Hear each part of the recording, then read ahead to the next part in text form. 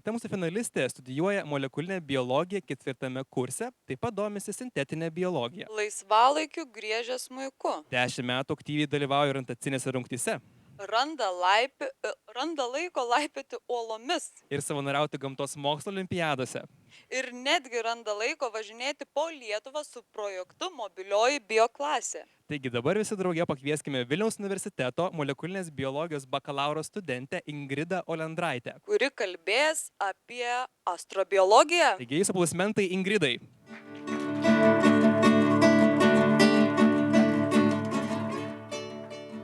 Sveiki visi. Kadangi matau dauguma studentai, tai artėja toks baisus laikotarpis kaip sesija. Tai ar jau išsirinkot kokį serialą žiūrėsit, kai pasibaigs Eurovizija?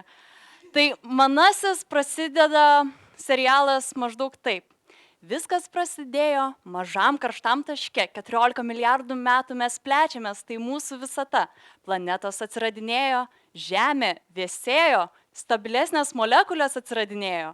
Tuoj sukursim ląsteles. Evoliucija, fizika, biologija tai ne mistika. Visa tai yra astrobiologija ir BAM ant galo.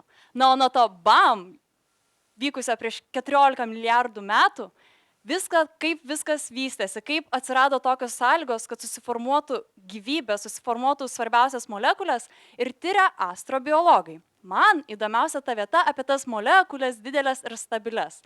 Tai prieš maždaug 4 milijardus metų Žemė buvo kaip purvo ir medžiagų įvairių mišinys, mažų molekulių, buvo truputį drėgmės, na ir tos molekulės pakliuvusios ant molio pačių mažiausių dalelių, kuomet jos patenka lyg veidais viena prieš kitą, jos pradeda bendrauti ir ilgai susibendravusios aktyviai susikabina.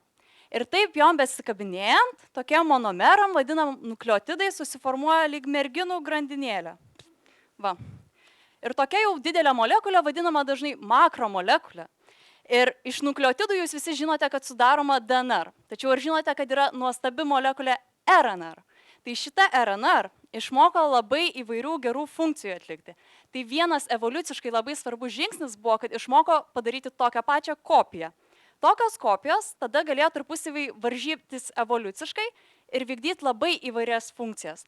Pavyzdžiui, toks mergaičių būrys atbėga ir apgaubia kitus monomerus, lyg mažus berniukus. Pavyzdžiui, amino rūgštis. Juos pakumščiuoja ir liepia susikabinti ir toliau draugauti ir veikti kaip funkciškai svarbiam baltymui, kurių yra pilna mūsų ląsteliuose ir jie palaiko mūsų gyvybę. Tai turim RNR, turim baltymus, reikia kažkaip išsaugoti tą informaciją, kokioj sekoj visos šios merginos gyvena. Tam mes sukuriam tingę ramę DNR. Tai prieš vieną grandinę pastatome kitą, jos susiviniojo į dvigubą grandinę, lyg dvynės seserys viena prieš kitą stovi, neįdomu šnekėtis, užmerkiam akį, kad nebendrautumėm, pašalinam labai reaktyvę cheminę grupę ir taip saugom savo DNR, savo informaciją. Tai turim DNR, baltymus ir RNR.